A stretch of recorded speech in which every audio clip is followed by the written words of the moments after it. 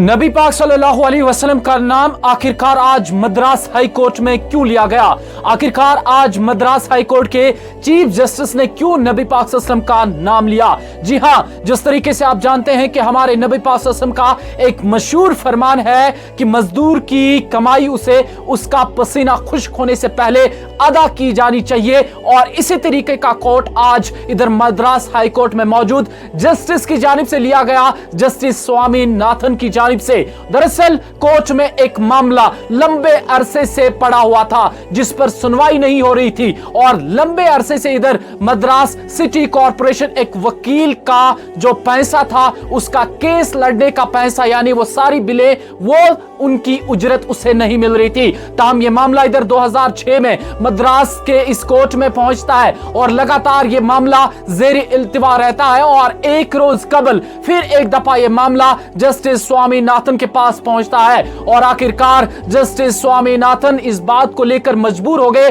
और इस बात को लेकर अपना फरमान सुना दिया। फरमान इस तरीके से सुनाया। फरमान में इब्तिदाई मरहले में उन्होंने यूं कहा कि किसी भी मजदूर की कमाई उसका पसीना खुश्क होने से पहले अदा की जाए, और हमारे नबी आखिरुज़्ज़मा सल्लल्लाहु अलैहि वसल्लम का ये फरमान कोट किया, जहां पर हमारे नबी पाक सल्लल्लाहु अलैहि वसल्लम ने हमें सिखाया है, कोई भी मजदूर आपके पास जब मजदूरी की गरज से आए, उसकी उजरत शाम के औकात में जल्द अज जल्द अदा कर दें, ताकि उसका पसीना खुश्क होने से पहले उसकी उजरत को अदा किया जाए। वो अपने घर में मौजूद बच्चों को और बाकी जिनके लिए वो मजदूरी करने के लिए आता है, उनको खिलाए पिलाए। हमारे नबी पाक सल्लल्लाहु अलैहि वसल्लम की शान और रुतबा देखिए, और आज देखिए कि मद्रास हाई कोर्ट में उनके नाम को कोट किया गया और उनके इस फरमान को कोट किया गया, और इसी पर यह मामला सुनाया गया और फैसला इधर जस्टिस स्वामीनाथन की जानिब से सुनाया गया है।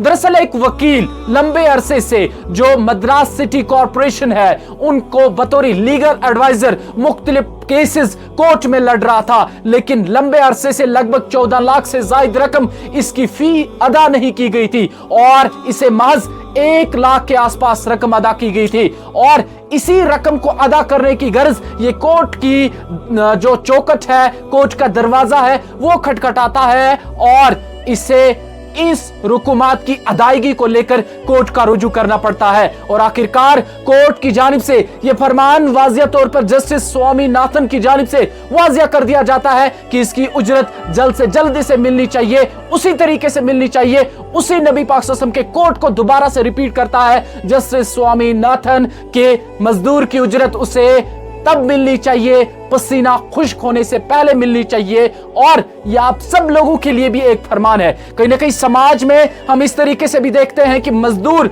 मजदूरी की गरज से, अपनी मजबूरियों की गरज से किसी के घर में काम करने जाता है, फिर उसे कई सारे चक्कर उस उजरत को पाने के लिए काटने पड़ते हैं,